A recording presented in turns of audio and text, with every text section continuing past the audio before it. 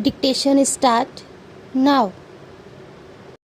Sir, the Essential Commodities Act was passed 5 years ago, and when the minister yesterday came with an amending bill, we expected that he could give us a brief report on the working of this measure for the last few years, but unfortunately we are kept in the dark in regard to the exact working of the act and the nature of the difficulties the minister is facing.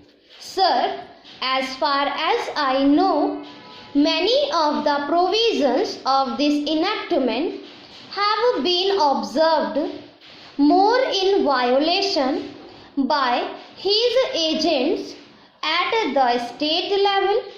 The food minister may be very earnest, may be very able, and may be very anxious to see that the various provisions of the act are implemented in the most effective manner at the state level, but unfortunately his agents at the state level are not equally enthusiastic or equally anxious to observe the provisions of this enactment.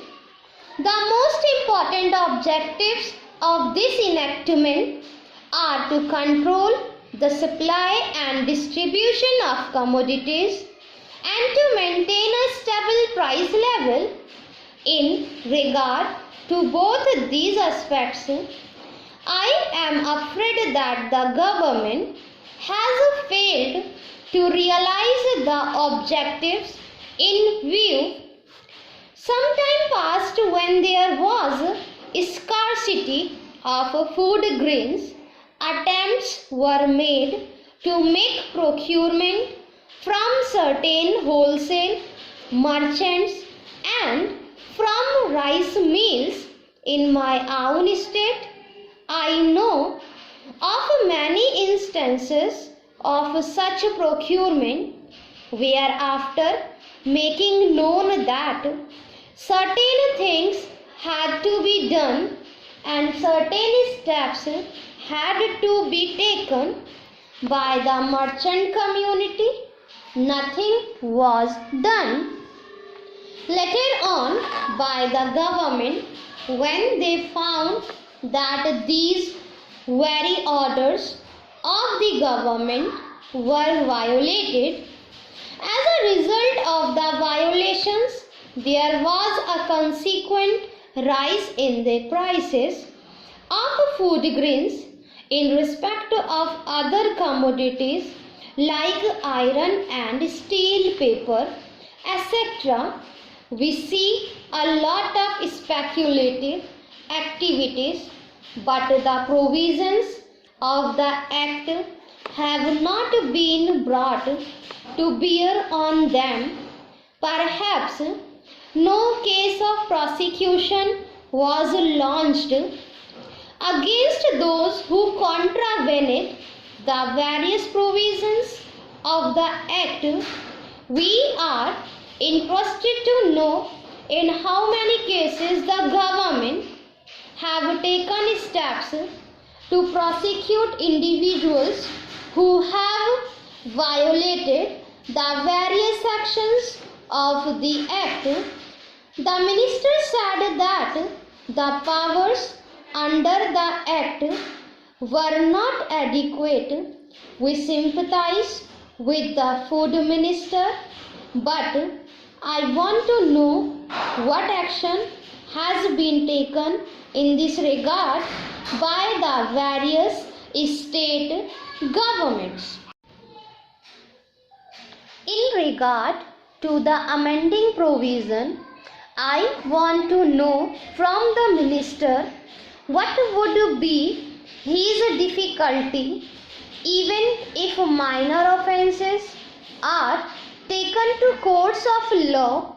For instance, the Motor Vehicle Act deals with various offences, both major and minor, and various offences under the Act are taken to courts and people are prosecuted.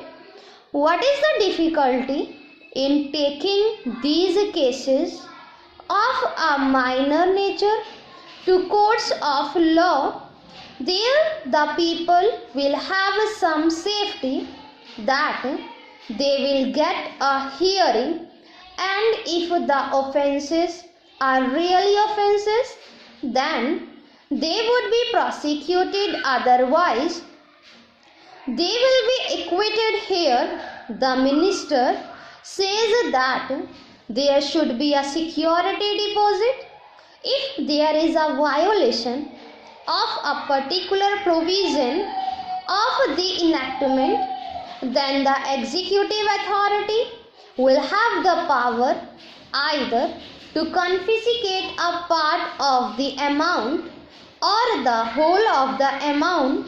We are clothing the executive authority with more powers. I do not grudge giving powers to the executive authority, provided they are used properly and effectively and in a most fair manner. But unfortunately, there have been discriminations apart from the ineffectiveness of the various provisions. Wherever these provisions were used, there had been discriminatory use of these provisions against a few or in favor of a few. Normally, when offences are clothed with more powers, there is a large scope for corruption. I feel that it would be desirable to avoid such malpractices, and it would be desirable, I think, that even for minor offences, the parties should have a chance to defend their actions. I do not think that this problem of dealing with minor offences will become complex or complicated in any way if we take them to courts of law. I want a reply from the minister in what way he is suffering from a handicap in dealing with minor offences or offences of a technical nature.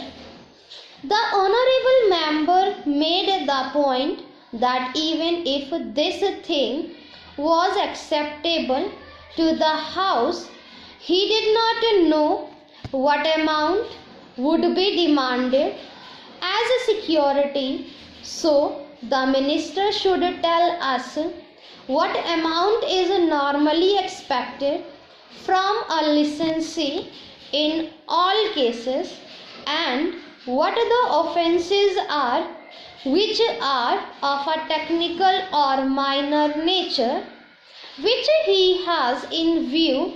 We are not told which are major offences and which are minor offences. Clarifications on these points are necessary. I wish that the Act, which came into effect long ago, was implemented properly. I know that the minister here is very earnest in implementing it, but his colleagues at the state level and at the central level are disappointing him.